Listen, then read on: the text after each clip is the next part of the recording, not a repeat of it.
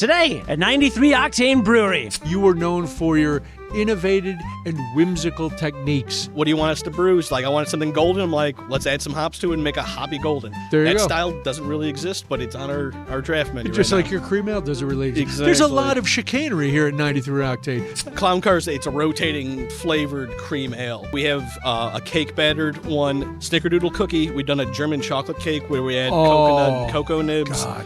The pitfall of a coffee beer is the green pepper flavor and aroma. Okay. So next time you try a coffee beer, sniff for green bell pepper. What causes that?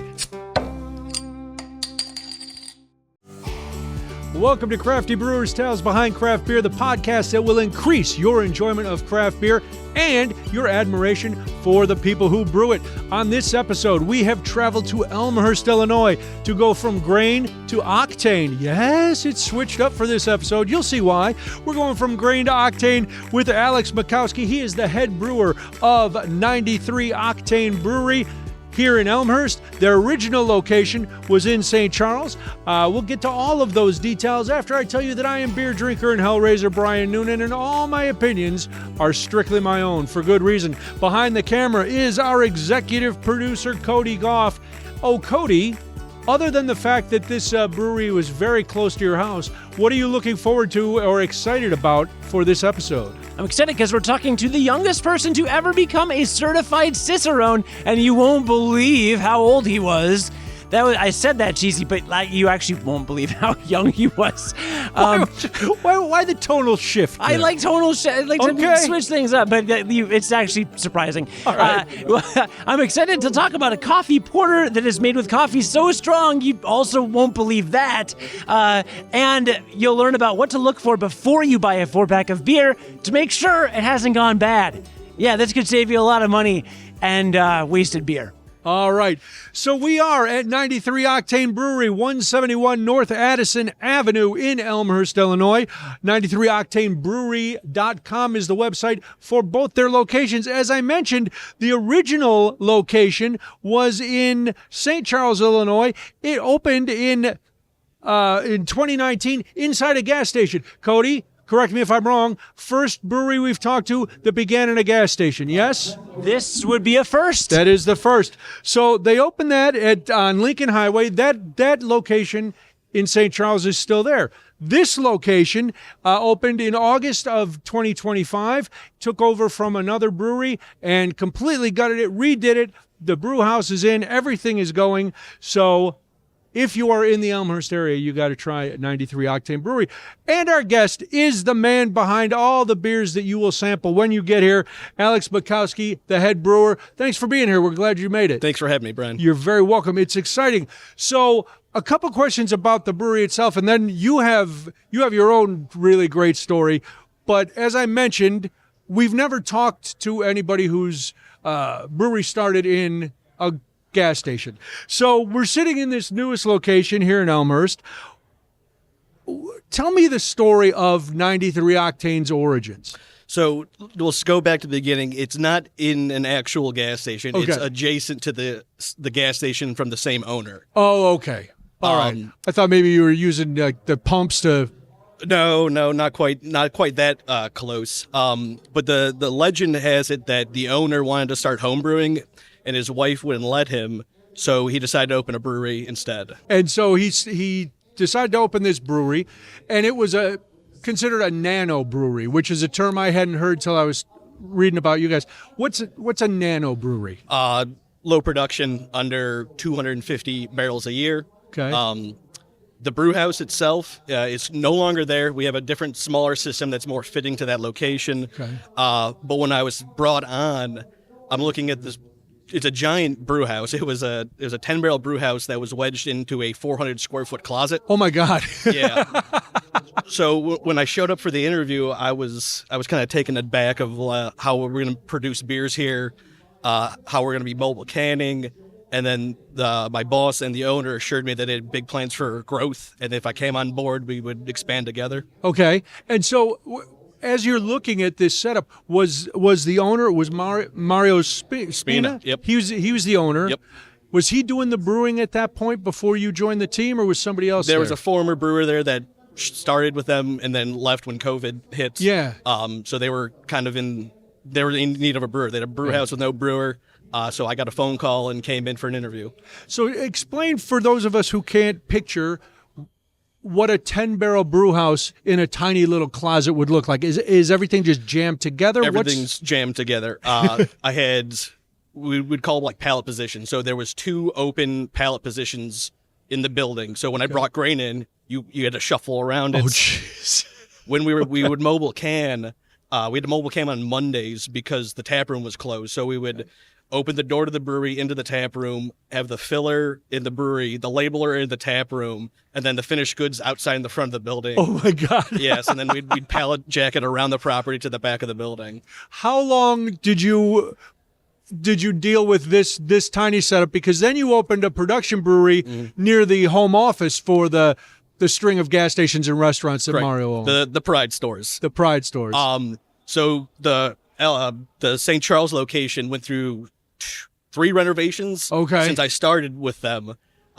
We expanded the tap room, expanded the brewery to allow another 300 square feet. So we bought our own canning line, so we didn't have the mobile can anymore. Right. And then we also built a 3-season patio. So it has car wash heaters in it. Oh, wow, so it's nice. Like in okay. the dead of winter, if it's 20 degrees outside, inside it's 60. It's pleasant. Oh, that's perfect. Yeah. That sounds great. So you open the production brewery in Warrenville. Right. Now you've got the original brew pub or brewery is there, the tap room. You've got the production brewery going. Talk us through the jump to adding this new location. Sure. Elmhurst went up for sale, I want to say November of last year. Okay. They put it on the Craft Brewers Guild email. Yeah. We checked it out within that week, put in an offer. There was some back and forth. Finally, we settled on a number. I think we closed July 1. Okay. July 2, I was here with a rigging crew moving the tanks that were behind the bar. Yeah. There's some now that are in this brewery. There's some now that went to Warrenville. Okay. We have a great project manager. He gutted this whole place. They had a design team that came up with this concept. Mario put his the motorcycle on top of the entryway.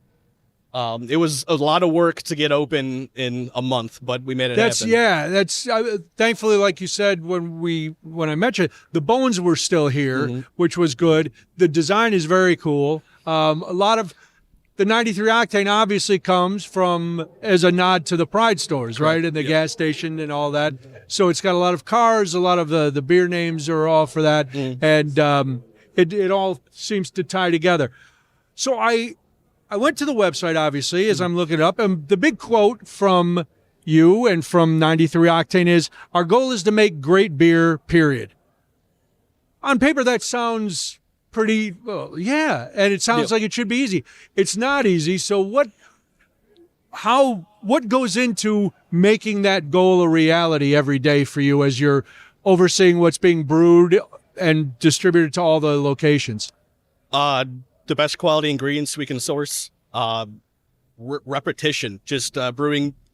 Everyone wants one-off beers, okay, but on a new system that you haven't worked on, you just need to brew the same beer a couple of times just to see what the system can do, your efficiencies. Once you have that figured out, then you can get creative and make the best beer, period. Yeah, and that's, so far, everything's been great. How did the people in St. Charles who supported you guys when you were so tiny, they had to be excited when you said, well, this tap room's not going anywhere, but we're expanding. Was there a lot of public support for that? Definitely. A lot of our regulars in St. Charles were happy to see us open a second location. I've been back to St. Charles since, running into the regulars. I was in Elmhurst the other day. They would compare the different menus, but all the beer are the same at both locations. Yeah, because at this point, some is starting to be brewed here in Elmhurst. Most of it is all done in Warrenville at your production facility. So with that being the case, do you try to differentiate what goes to, even though it's the same place, what goes to St. Charles and what comes to Elmhurst? Sure. Because of our brew pub licensing, we can self-distro between locations. Okay. So the beers that are currently being brewed in Elmhurst will be available in St. Charles, but they're all one-offs. So they'll never go out for distribution unless there's a big following for it, and then we'll bring it over to Warrenville, ramp up the batches, be able to can it. Nice. So let's get to you and your story. So you were 18, you start home brewing with your dad, and you decide, this is what I want to do. What was it about brewing and the brewing process that made you say, this is the path I want to follow? It was cool. Yeah, it is cool. It was everything that I loved. Working with my hands, chemistry, biology, the smells of brewing. I still don't. I've been doing this for 13 years. I still enjoy mashing in. Yeah. And then when I found out you can get paid to do it, that I really tried pursuing that. But being 18 in the States, that caused some trouble. No good. Was your dad doing it just for fun? So I bought him a homebrew kit for Father's Day when I was 18. Okay. And he was on board with doing it. Like he was like my best friend, so we always like doing projects together. And this was like a good opportunity to like set time aside on the weekend or whatever. I was at school when I come home. Yeah. We're like, oh, we're brewing Boston Lager this weekend.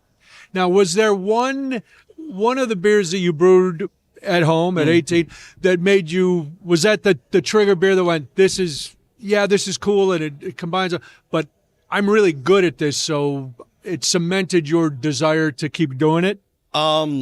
Yeah. I have two ways I would answer that. One was, I think my third batch, Dogfish Head came out with a craft beer TV show on Discovery Channel. Yeah. And that was like, I'm watching the show on Discovery Channel. I'm going in the basement to look at fermentation. I'm like, this could be an opportunity for me. Yeah. But then I think I was 21 at this point, because I remember saying I won a homebrew competition medal. Oh, nice. And I got to go up on stage and accept the medal. And I mentioned that, like, hey, I just turned 21 like 2 weeks ago. that was great. And like, yeah, ever since, probably at that moment, it's like, that's something I want to pursue. That's great. So now you're 21. You can do some things, and this is something I can only say to one person. You take the Cicerone exam, you pass it, you become the youngest person ever to pass it. Yep. That's a phenomenal thing, but for most of us who aren't familiar with that, tell us about the Cicerone exam, what it means, and the honor it must have been to be the youngest person to ever earn that certification. Sure. So when I passed, I still wasn't working at a brewery. Okay. And so I go to reach out to them like, hey guys, I'm 21. I just passed your incredibly hard exam. And it was silence. Because in their mind, like, how hard could our exam be that this kid just passed it? When he can only they had all taken it, right? Sure, yeah. So they knew. They do. But it didn't look credible so I got to go backwards. I studied for that exam for 6 months leading up to it. Oh, my God. What kind of things are asked on that exam? Right. So there's a practical where it's hands-on draft system, how they work, how to clean them. There's a tasting portion, which is incredibly hard. It's a blind tasting of, would you serve this at your bar or brewery, or would you not? There was what's an off flavor. It was like you had to identify the off flavor. Oh, wow. And there was, what's the third one? I'm drawing a blank, but there was 3 tasting portions, and then there was a written exam that was probably 200 questions on everything from history to styles to glassware to it was an intense exam. It sounds hard. Yeah. So I studied like every night for it, but then with my being underage, I don't know what the statute of limitations for underage drinking is, but God bless my father, we would go to Binny's like every Friday, and we would buy German Bock beers. We get 3-4 of them, and we would just drink the box, and I'd take notes on them. We'd go get Belgian sours, Rodenbach Grand Cru, and we'd just taste them all and just develop my palate. Okay. Is a palate something that people naturally have? Like, even, yes, you had to develop it, but you had to have a baseline to jump off. Sure. Is that something that's a natural thing, do you think? I think some people are more gifted than others. I not only drinking beer, but I remember leading up to it, just like smelling my mother's food. Yeah. I would just sniff the chicken, I'd sniff the rice, I'd sniff the broccoli. Just like in my mind, that's broccoli, that's broccoli. Okay. So then when I'm tasting a beer, I can, like, I know I've tasted that before. I know I've smelled it before. So yeah, just constantly, even to this day, I'll always, even if it's gross, like something that's, growing in your fridge, I'll have a little sniff of it. Give it a sniff, see what's going on. That sounds horrifying. So now you're 21, you're a certified Cicerone, and nobody's calling you back. So it was. So what happens next? What's the path? The answer is you get a job at Finch's Brewing Company. Ah, yeah. I'm sure you've interviewed some of those guys. Everybody. I was gonna. Yes, a lot of people have come off the Finch's tree, so to speak. So were they just more open to hiring young people, people who were getting experience? It was if you like working minimum wage in bad conditions, making craft beer. All right. We all learned a lot.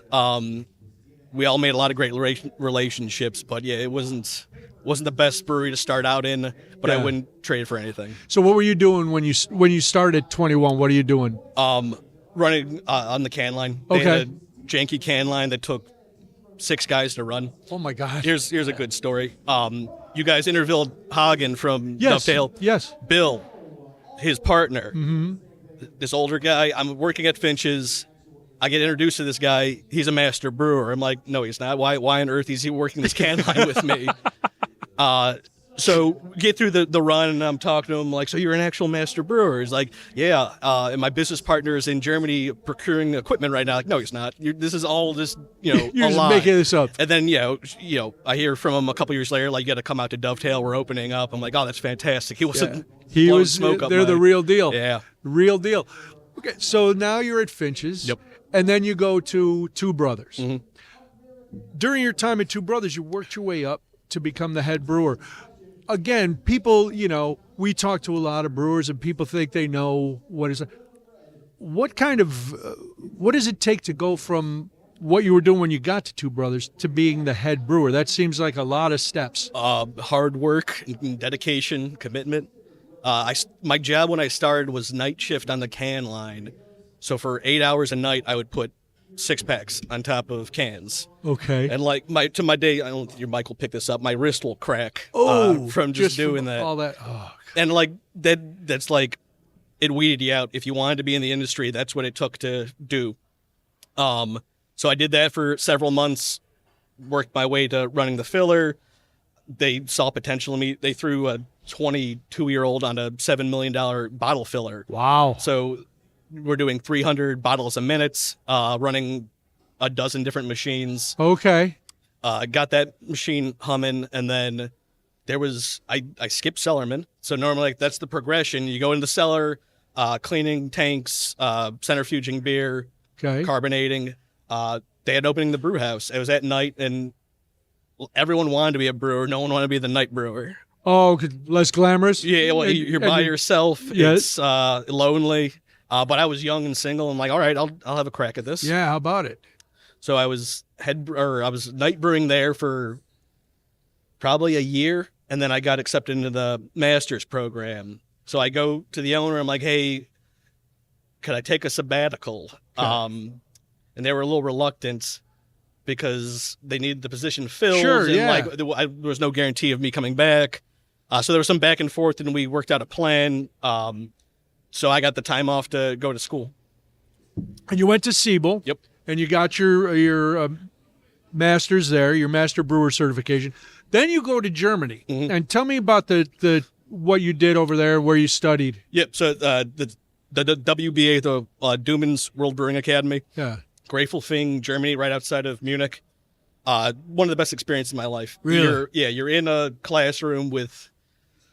There was a lot of American craft brewers, but then if you spoke English, you can be in this program. Yeah. So there's some guys from Portugal. We had a couple Brazilians. Wow. A guy from Turkey, a guy from England. We had an Australian. It was great. You had all these people from around the world just dedicated to the science and brewing technology. So from all these countries, we know it's grains, water, yeast. That's a basic. What were you exposed to from talking to guys from Australia and Portugal and Germany and different things that you hadn't heard of here in America? A lot different. With the Cicerone, I knew their styles. Well, yeah. But like just drinking culture. Okay. Guys, you know what a shoey is? You're familiar with a shoey? No. It's where you fill a boot full of beer and you drink it. Oh, I've seen the glass boots. No. Like a real leather boot. boot. A boot. Somebody's wearing it and they take it off. The Australian fella showed us that. It doesn't surprise me that's from Australia. Yeah. Did you do it? Not from his boot. Okay, I was going to say, what does it taste like drinking beer out of a boot? Yeah. It seems like it would add some, as you said earlier, an off flavor. Yeah. So what did the experience in Germany, how did that influence how you decided when you came back? How did it change or enhance what you were doing? Sure. The first thing I can think of is we were trained in the metric system. Okay. And I fought it. From day one, they're like, hey, guys, don't fight this. Just accept it. And once your mind thinks in metric, it'll make much more sense. Oh, and wow. of course, I fought it. Like just kilograms to pounds, gallons to hectoliters. And eventually, like a few months in, it just started clicking. And at that point, like, when I come back to the States, my brewery is going to be metric. Wow. That did not happen. Oh, no. Okay. No. Okay. No. Your mind reverted once you got back into U.S. airspace? Yeah. You fought every brewer that you worked with. And besides that, the government deals in barrels and gallons. So even then, you still have to convert back just to appease the government. Very nice. And it just, so you started off, well, as I read about you, you did a lot of German Pilsners and stuff like that. Is that, but now your portfolio, you've got everything on tap. When did that start to expand, or had it? I mean, you were obviously brewing other things when you were at Two Brothers before you went over there. But did your experience in Germany kind of cement that love? There are several styles I love that American drinkers don't appreciate. Which are alt beer. Alt beer. Oh, alt beer. Yeah. Yes, alt beer. Yes. They don't sell well. No. Really? Yes. Why? Are people afraid of dark? Are they afraid? It's a combination of marketing. Okay. Marketing and, branding, I suppose. Yeah. Alt beers. We're brewing. We got a Helles in the tanks right now. Okay. That was, Helles as are great. Victor you met earlier. Yes. He had a great line for sometimes you got to brew what's good for the soul. You go. The Helles is good for the soul. Nice. We've had this conversation since you brought up branding for alt beer. We've had this conversation about the branding for an English bitter. Yeah. Where it's not bitter at all. And Correct. It's just a bad name. Yeah. And it turns people off unless you can convince them to try it. And then they go, oh, this is just like a multi-amber. This is fantastic. That's it. I mean, you're absolutely right. So it's just weird kind of thing. We're going to take a break. We're going to come back and we're going to talk about the beers that you're making here at 93 Octane. My guest is Alex Makowski. We're going to have Brewer's Choice in just a minute. Again, 93octanebrewery.com is the website. St. Charles is the original taproom. We're in the new taproom in Elmhurst. Where are you? I don't know, but if you're in the area, you got to come here. We'll do that and more when Crafty Brewers continues. I'm in the area. Cody's in the area. Yeah. And you've already said you're very excited about your drive home. And you don't even have to stop at Taco Bell this time. I know. I actually Because you came here for dinner and you live very close. And in that theme, I actually got nachos here, which we'll talk about after this.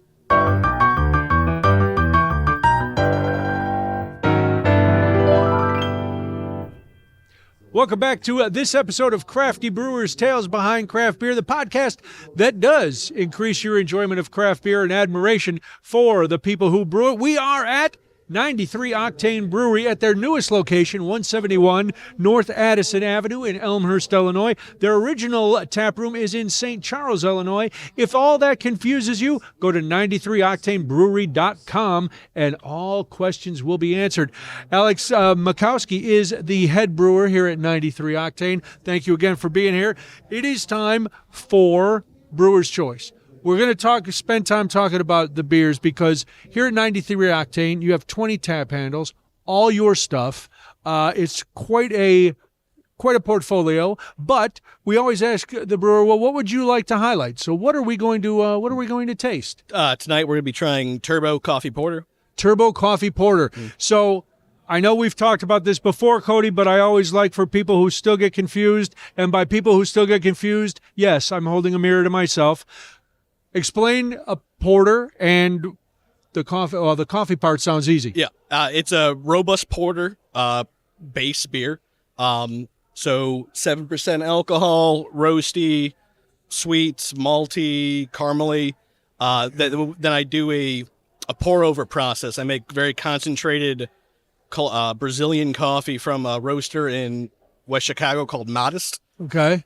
They make this roast for us, and I'm putting in roughly 15 gallons of espresso strength coffee to 300 gallons of finished beer. Wow. Yeah. Wait, espresso strength coffee? Can you break that down for me? So I can show you a photo. It'd be easier. We have a special designs. We call it a brink. It's like a little stainless vessel that I bought an industrial sized coffee basket. Okay. That you put these giant filters in, espresso grounds, coffee grounds, and then use a 206 degree water. We pour over it slowly, like you do at any cafe. Right. But we cut it short, so we're using 60 ounces of coffee and only yielding roughly a quart of liquid. Wow. Yeah. So I love this. This beer's like my passion project, my child. After the first pour over the day, I'm nauseous just from the exhaust of caffeine and coffee aroma. Everyone in the building seems to love it because they're far enough away from it. Right. But I always notice, like, my thermos, I'll stop drinking halfway through the day because I can't just can't anymore. It's too much coffee. My God. So does that strength coffee, what does it change to the base porter, or does it change anything other than the flavor? Because you do taste, it's got a really nice coffee flavor. So it's a painstaking process, but in my experience, the pitfall of a coffee beer is the green pepper flavor and aroma. Okay. So next time you try a coffee beer, sniff for green bell pepper, and it more than likely will be present. What causes that? There's a chemical compound that I'm drawing a blank on the name, but we can perceive it at parts per billion of our sensory perception. Doing this hot extraction, I don't get any green pepper aroma or flavor. Okay, so then you're getting just the coffee flavor and the porter flavor. Is it a pyrazine? Is it 3-isobutyl 2-methoxypyrazine? It's one of them Science. zines. Right. Wow. Definitely didn't have to Google that one. Very nice Googling, Cody. Anytime. That's why you're producing, because you got the Google machine. You said this one is your baby, the coffee porter. And tell us the name again. Turbo. So, but that leaves 19 other handles. That's right. So what goes into? You mentioned before, there's one-offs are okay. You do that, but what goes into your thought process when you're planning out what's going to be on tap? I think we pride ourselves on diversity. So you could be a diehard lager fan. We have an excellent panhead porter, panhead pilsner. Okay. If you like fruit beers, we have something for you. If you like sours, we have something for you. Even if you don't like craft beer, we'll have a beer on draft for you. Okay. Yeah. And do you find, and I guess there's still people who are very brand loyal to like a macro brew. And do you still get people coming into 93 Octane who are like, well, I usually only drink Budweiser? Yeah, that still happens. It happens at the Taproom. It happens when you're at beer fests. Have you ever been to the Bavarian Lodge? Yes, yeah. Right on North Avenue. No. You're thinking of Schnitzelplatz. Oh, Schnitzelplatz. Where's Bavarian Lodge? Lyle. Yes. Oh, yeah, on Ogden. Yep. Yes. I was there the other night with my girlfriend, and we're sitting at the bar, and the guy next to us asked if they had Coors Light on draft. And I thought he was doing it ironically, because like this bar does not have Coors Light on draft. So those people are still out there. There's nothing wrong with them. I like Miller Lite. I went to school in Milwaukee. Oh, yeah. Yeah. No. There's nothing wrong. I'm just, it's got to be, it's tough. But like you said, and I'm finding this more and more, the brewers who are doing a good job of getting more people to come in do have that something for everybody. And the bartenders and the staff know, okay, if they say they like this beer, we have this and this. Just forget the name of it. Just try this. Try the style. We know what it is. You also do a lot of IPAs. Hazy, one of your hazies, Piper, it was one of the first beers that 93 Octane put out. You've continued it, obviously, and it's become kind of a flagship. In the world of hazies, what makes Piper so special? So this beer existed before I started at the brewery. Yeah. It is now my recipe. Okay. There was a lot of formula tweaks to it. In this day and age, you have to have a hazy on, and it seems like you have to have a hazy on year-round. Right. We have an option called Chop Shop that has a rotating hop series with the same base beer. But with Piper, before we opened Warrenville, we had trouble keeping it on the shelves. So it was like, let's let this die out and do something else, and then we'd have the regulars asking for it all the time. So we had to keep brewing it. Yeah, and nobody is chasing trends all the time, but when your customers are demanding that you keep bringing something back, it almost be at your peril not to, right? So, all right, you brought up Chop Shop. Now, this is you're going to have to explain this to me because I don't understand it, but I was reading it about you. So, your dry hopped IPAs, you don't use any hops in the boil. So that's going to be the first part. But because of that, it gives almost no IBUs. So there's no bitterness that people tend to complain about with IPAs. Explain this process and why this way of brewing these beers makes them, you're getting just the citrus and that flavor, none of the bitterness. Right. So technically, because there's no hops being added during the boil, there's no isomerized alpha acids. Okay. Meaning that's where the bitterness comes from. However, there's perceived bitterness. So like when you say IBUs, that's just a number that like an advanced craft brewer or craft brew fan would know. Right. You know what an IBU is? The International Bitterness Unit. Right. Yeah. But you also host a craft beer. I also know, and this I learned early, and it's a little tip, I guess. If you go into a brewery and you're not sure, if you see a really high IBU, you'll know that that's a bitter beer. So there you still can have a bitter beer with low IBUs analytically. Oh. Right, because you're not boiling the hops. Okay. You can't measure the IBUs. However, with like massive dry hop additions, you'll still get bitterness from like polyphenols. Okay. Right, so that's like the green matter from the hop. Okay. But we choose not to add any hops to the kettle to keep our IBUs low, and then we do have any bitterness, it's just coming from our dry hop and whirlpool additions. So explain how the I guess you did, and I'm not getting it. I'll go one further. Okay. Yeah. So, when we add our hops to our whirlpool, right, we cool our whirlpool down to below 175 degrees. Okay. That's the threshold for that reaction to happen. Yeah. So you're still getting oil extractions at those temperatures, but you're not extracting any bitterness. Okay. That's why, like when I had Piper, there was all I got was the citrus flavors, the kind of rich mouthfeel of the citrus. And is that the goal for all your New Englands, or is it for all your IPAs? All our New Englands, correct. Some of our because you have West Coast IPAs too. West Coast, I want some bitterness to balance the sweetness. Sure. Okay. Wingman gets a whirlpool edition at boiling point. What I'm calling 4x4 gets two kettle editions. So it's an old school West Coast IPA. I want some IBUs in that beer. Yeah.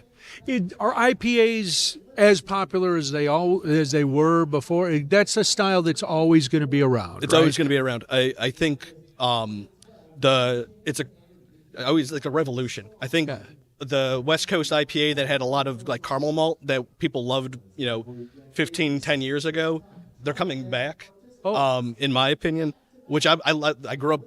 That's why the beers I fell in love with, and they went away. They don't have the best shelf life, but then again, a lot of brewers back in the day didn't have the best packaging techniques. Okay. So I think our shelf lives are getting better. Thus, those beers are being better on the shelf. Is your customer base different for IPAs in Elmhurst than it is in St. Charles, or vice versa? I get get the sales reports for like the draft sales for the weekends, and it's shocking. I'm not going to call anyone out, but I can tell when some of our regulars show up because I know a lot of 4x4 was sold that weekend. Okay. Oh, yeah. Bob was here. Yeah. No shade, Bob, if that's your real name. Or Bob went to Elmhurst. Bob traveled around. Wait, can I go back to how packaging has changed? What was so bad about packaging before? Carelessness. It's oxygen is the worst thing you can do to a beer post fermentation. Okay. The less oxygen in your package, the better the shelf life would be. There's a lot of analytical tools that were very expensive and are now moderately expensive. Okay. So we can dial in our filling procedure, our tank procedures to get the lowest amount of oxygen in the package as possible, increasing our shelf life. Okay. And that's just evolved, and now I would imagine in the early days, the brewers were more worried about the beer and not all the answers. Now you have to worry about every little detail along the way, of course, right? Yeah, like from grain to octane. From grain to octane. Back in the day, if you got your beer on the shelf at Binny's, that was the win. They didn't care if it sold or not. Now I go to a Binny's, I see my beer there, I check the pack date, I face the cans. I know that beer is still going to be tasting great 180 days from when it was packaged. Nice. So about 180 days is, and the pack date's on here. So you're seeing, is that a good rule of thumb for any consumer to go whether they're buying 93 octane, which they should, or somebody else? Yeah. Is 6 months about 6 months, style dependent. Okay. Higher ABV, it can go longer. Stouts, porters, they can go longer. Lighter beers, light hoppy beers, you drink them sooner than later. Okay. I got some old beers in my fridge that I'll crack open just as a science experiment. Check your packaging. So even if they're refrigerated, it's the timeline is pretty much the same. Yes and no. The fridge, it'll last longer. The worst thing you can do to a beer is get it hot and cold. Skunky from that's the term from the old. Is that different than? All right, so technically, skunked beer is from the light struck. Okay, right. So that's the UV light hitting the alpha acid that we talked about earlier. Yeah. So that creates a off flavor. Interesting enough, they don't have skunks in Europe. Really? Yeah. So they don't, when you say... the actual animal. Yeah. I thought they don't have skunked beer in Europe. So fancy. When you tell them like it smells like skunk, they don't know what it smells like. Okay. So they call it light struck. Ah. Yeah, so if you have like a Corona or a Heineken and it smells skunky, that's because the glass, the clear glass or the green glass. Right. Yeah. Okay. So what then happens to a beer? Say I buy a 4-pack of 93 octane. I take it home. I put it in the fridge. I don't drink. Now it's 7 months, 8 months, and I find a couple cans in the back, and I'm like, oh, I love this beer. What I got? What changes do a beer go through? Sure. The most obvious, when you smell it, it's going to smell like cardboard, library books. Okay. Called trans 2-nonenal. Let's be clear, nothing in beer can kill you. So pathogens can't live inside of beer because of the alcohol, the pH, the lack of oxygen. So Cody, stop spreading that propaganda. Nothing in beer can kill. I've told you this before. I've drank enough beer where I if it was going to kill me, I'd have been dead a long time ago. Sure. So nothing in beer can kill you. Sure. All right. Unless I put arsenic in it. Why? I would never do that. Is it because you wear Old Lace all the time? Well... All right, listen, we're talking to Alex now. You keep your conversation to yourself. All right. I want to get to, you talked about going into Binny's or any liquor store. Wait, hold on. We never talked about why it was bad to get a beer cold and hot, because that's not why skunking is it bad to get right? A beer cold and hot? So we would call it a shelf stability test. Okay. So you would get the beer in the fridge, put it in warm water, shake it up like it's on a truck, get it cold, get it warm, shake it up like it's in your grocery cart. Yeah. And that just mimics the aging process, but within the course of a day. Okay. What you're doing, the trans 2-nonenal, with those temperature swings, you're increasing that dramatically over the short period of time. Okay.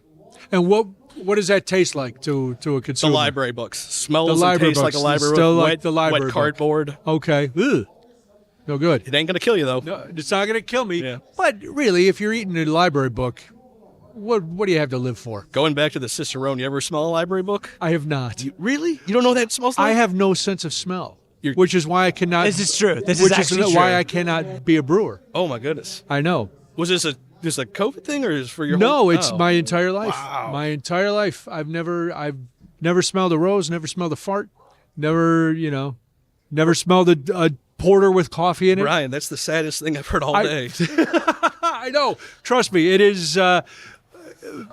And hasn't done enough cocaine to fix it. I keep offering, and he's just I know. like, Well, it's either cocaine or arsenic. That's all Cody You won't offers me. smell it. Oh, my no, and goodness. so yeah, I know it's, and I never really missed it until I started drinking Sure. beer and enjoying food and Yeah. So I get subtle taste differences, but yeah, I don't get the full when I see you take a beer and Yeah. get in there and take it, I'm like, wow, what that must be like. And hearing your story about how you would smell your mom's cooking and Yeah. like, what is that?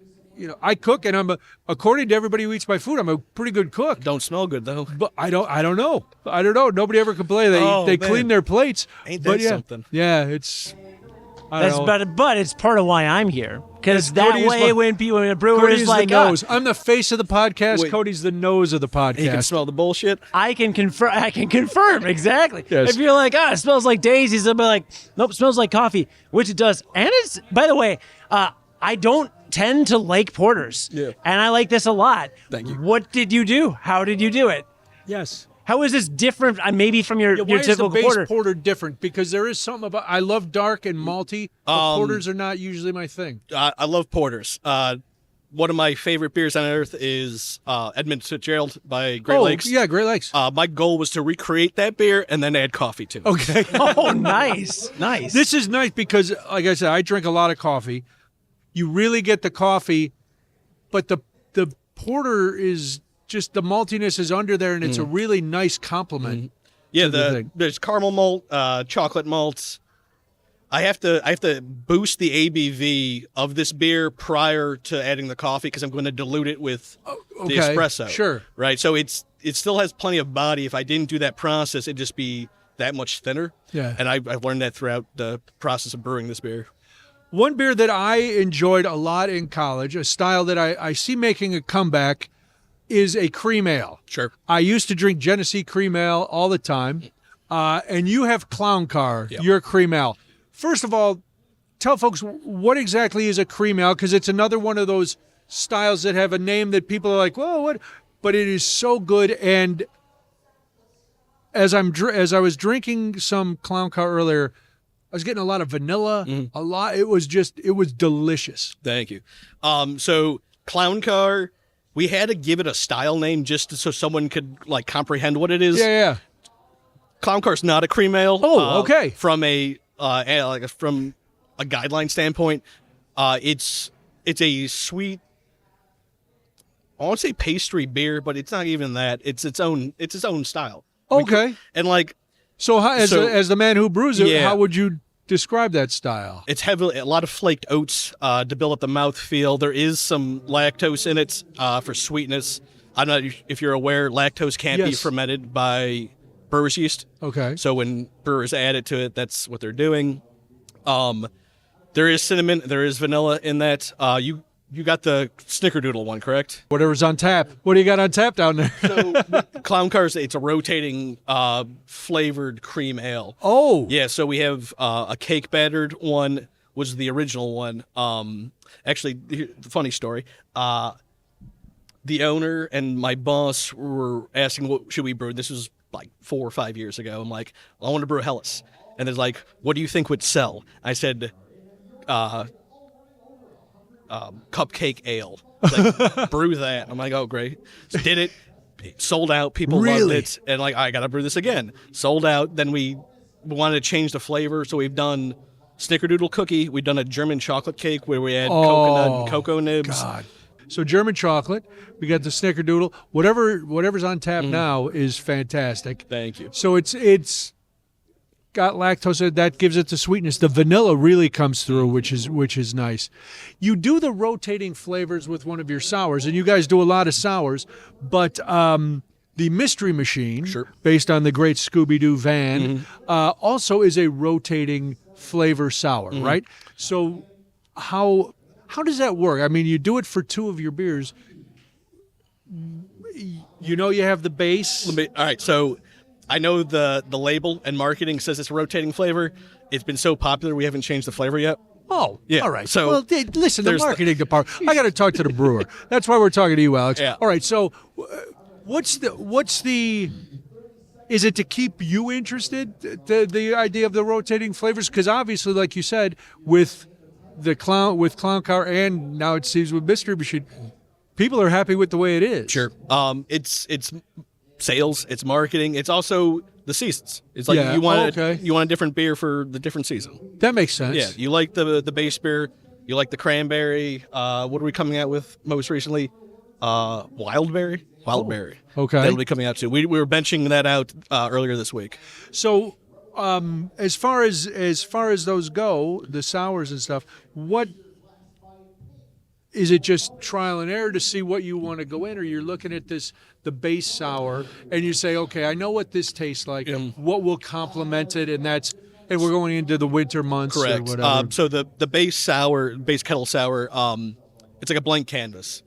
So it's meant to boost up whatever flavor we're going to add, whatever fruit we're going to add. So that would never be something you would drink by itself. You could. It just be sour. Okay. It wouldn't be very complex.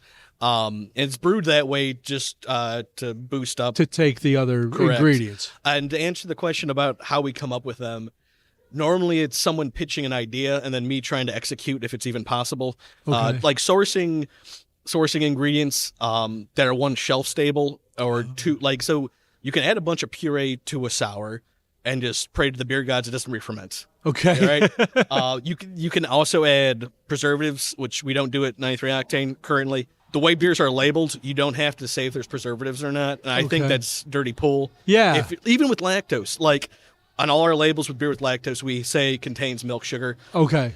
You don't legally have to, but I feel like people with that lactose intolerance. Yeah, they deserve to know. They deserve to know. Because they'll stay happy with your stuff. So we talked a little bit before about community and how important it was to launch 93 Octane and how important it is to 93 Octane to stay involved in the community. So Golden Pour Purpose. Tell me about that beer and what it's for and what it is. Sure. Golden Pour Purpose was brewed for to donate to Cal's Angels. Okay. Cal's Angels is a pediatric cancer awareness charity. Okay. They're based out of St. Charles. If you look at a lot of our beers, Wingman, you're familiar with Folds of Honor? Yeah. So we donate $1 of every 4 packs sold to Folds of Honor. Nice. Yeah. Mario the owner is a big supporter of Folds. We do events with them all year round. Okay. For your listeners that don't know, Folds gives scholarships to children of wounded or fallen soldiers and first responders. Very nice. So it's important. So what kind of beer is the Golden Pour Purpose? Oh, Golden Pour Purpose. It's a hoppy golden ale. Oh, okay. So we currently have a golden ale on, and we want to differentiate it, but still have gold in the name. Ah, okay. So we had a small dry hop edition just to differentiate it. And how do those kind of collaborations, or this one isn't really a collaboration, but it's a beer brewed for a specific purpose. How do those come about? The owner is very charitable. charitable. The owner just says, this is a charity I want to work with. Let's brew a beer for them. Let's brew a beer. What do you want us to brew? It's like, I wanted something golden. I'm like, let's add some hops to it and make a hoppy golden. That style doesn't really exist, but it's on our draft menu just right like now. your cream ale doesn't really exist. Exactly. There's a lot of chicanery here at 93 Octane. Well, that's one of the things that everything I read about you said you were known for your innovative and whimsical techniques that you use. Can you give us an example of a innovative and whimsical technique that you use? When we get to the last 4, I can. Perfect. All right. Well, before we get to that, I got to ask you this because it seems nowadays you can't be a brewery if you don't have a barrel aging program. Yep. You guys do. How long have you been barrel aging? I know you have 3 on tap here. You've got a bourbon barrel, a maple syrup barrel, and then the other one's just a different bourbon. It was a bottle and bonds from Whiskey Acres. From Whiskey Acres. Yep. So you've got 2 bourbons and a maple syrup barrel. And then the word is that you're also brewing up. By the time people see this, there will be a barley wine. Barley wine will be brewed, and some varietals will be on drafts, but the barrel-aged version won't be out for a couple of years. you got but it. The barley. So how important is the barrel aging program to 93 Octane? It's always been important to me. However, with the small tap room and brewery, and I had 4 barrels I could work with because I had nowhere else to put I was going to say you already had to move around the pallets of grain. You got it. So where am I putting a barrel? As long as I've worked for the brewery, we've always had beer in wood. Okay. I'm very excited with Victor on board now that you met earlier. Yes. With his extensive barrel-aged knowledge. The schedule going out to the end of the year is we're turning some barrel-aged stouts and some barley wines. We're filling wood. We'll let that sit for a year or 2, taste them out. We'll have a lot more to come in a couple of years. Very nice. Cody, you tried a couple of the barrel aged downstairs. Yeah. What'd you have? I did. They were really good. I had the bourbon barrel aged one, and my wife had the maple barrel aged one, and they were really good. And I've been to local breweries where I've tried their barrel aged stuff, and I've tried their barley wines, and they're not great. And I don't go back, and I don't like them. But this I would have again. Like they were really nice. What's the secret? What is it that we know about the big breweries doing their big bourbon barrel aged stuff, and they're great. But sometimes there's misses there. What's that line? What is it that makes a good barrel aged stout and one that falls short for you as a brewer? Confidence. Okay. In what way? So I'm always reluctant to taste them early because you get in your mind of where it's developing to. Yeah. And then if either it's going the wrong way or the right way. And just having the confidence of knowing it's already 18 months old. Is it going to get better a month from now or are we at its peak? So just being able to decide now is the time to package this beer. All right. Well, Alex Makowski is our guest. It is time for the Final Four as we sit in 93 Octane. Alex, as you know, we ask the same questions of every brewer. Responses are just your own. There's no right or wrong answers, but you will be judged on all your answers. I'm kidding, of course. First question, what is the hill you will die on? A beer style that maybe people are clamoring for, but you know better. You're like, no, I can't in good conscience brew this beer. I put a lot of thought in this.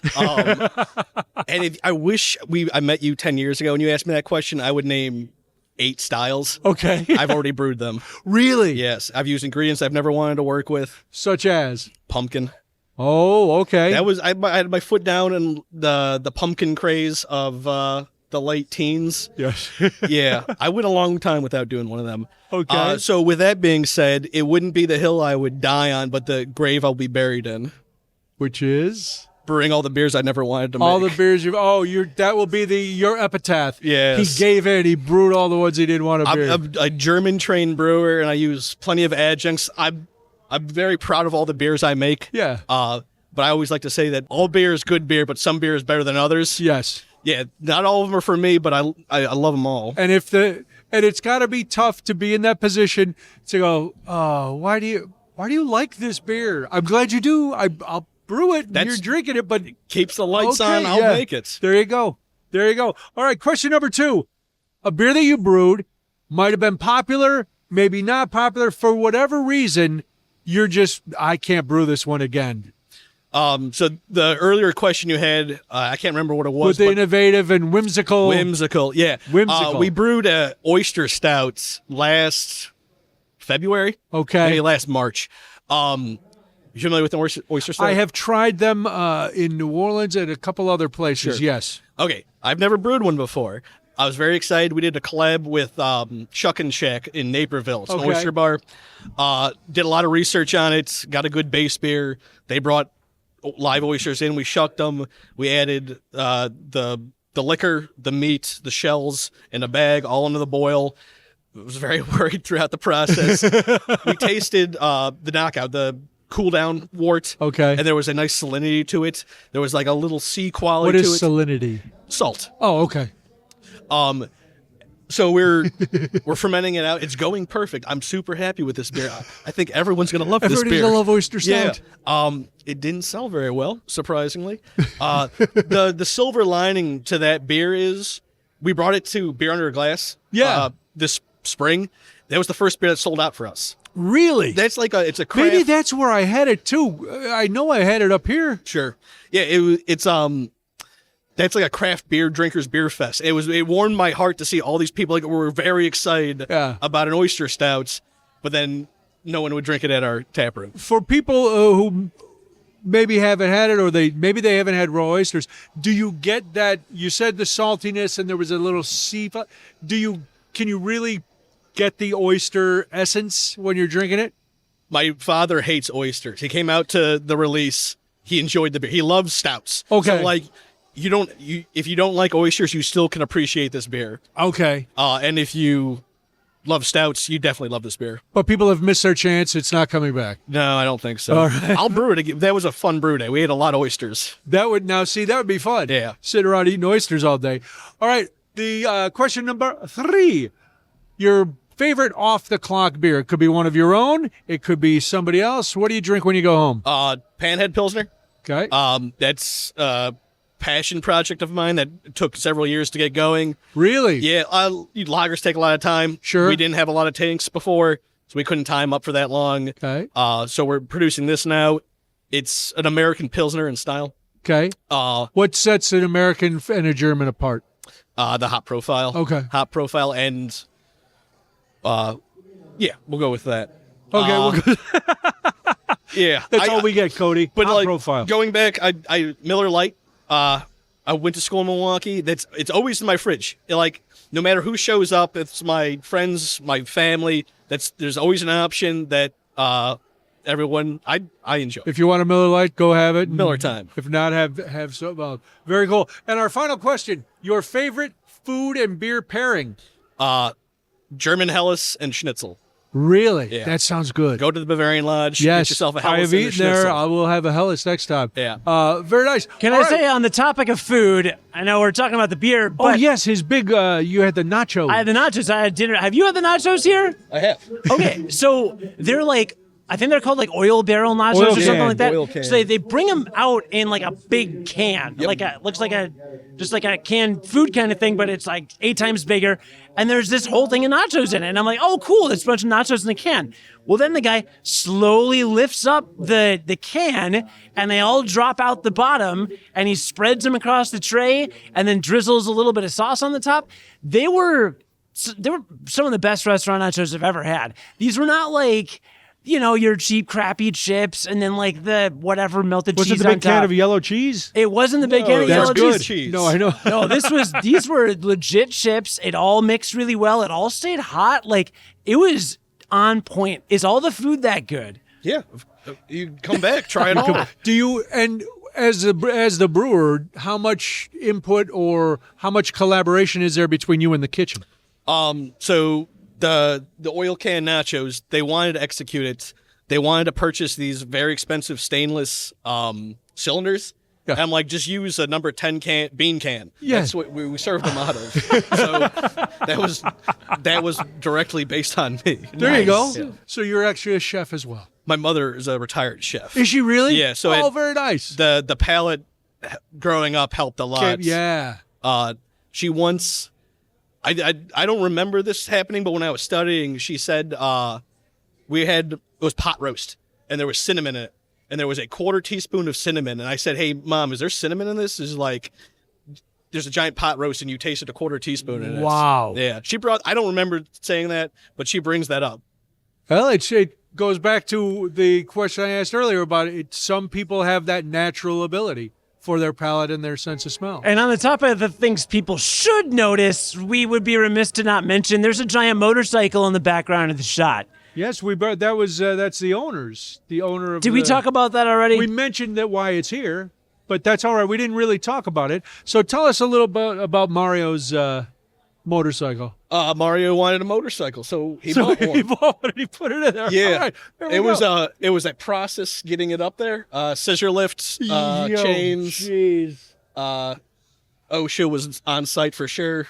Was it ever ridden or was it bought just for decoration? Yeah, it decorative only. Okay, Yeah. very nice. Well, this has been a lot of fun. Alex Makowski is our guest. Before we get to our final toast, I want to thank you for joining us on this episode of Crafty Brewers Tales Behind Craft Beer.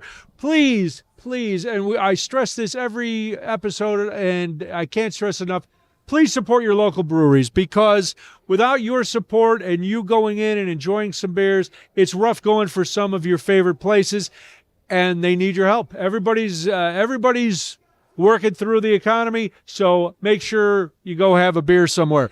Crafty Brewers Tales Behind Craft Beer is produced by award-winning podcast producer and man who only has to drive 10 minutes home from this episode, Cody Goff.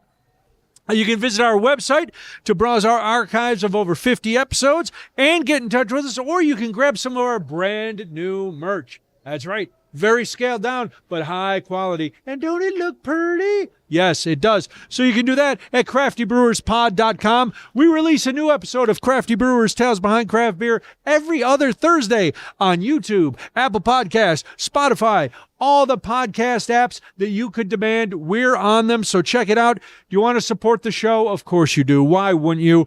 Well, all you have to do is leave a comment on YouTube. That sounds way too easy, Cody. That's really all they have to do to support the show. It sounds easy, but it does help, and it has helped. And special thank you and shout out to Matt, Gina, and Jenny for commenting on our Black Lung Brewing episode.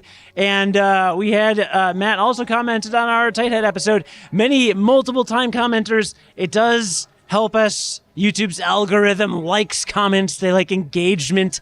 Like, share, subscribe. Smash that button. Yeah, I never wanted to be that guy, but here we are. I don't like that guy. It makes a difference. Otherwise, I wouldn't well, we say tell it. him, thank you for leaving the comments. Keep doing it. Thanks again, though.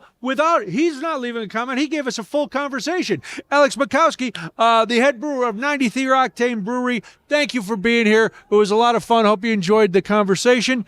I'm Brian Noonan, and now it is time for our final toast. I'm going to be toasting with the Black IPA, which is Kit from Knight Rider. So I'm going to be doing that.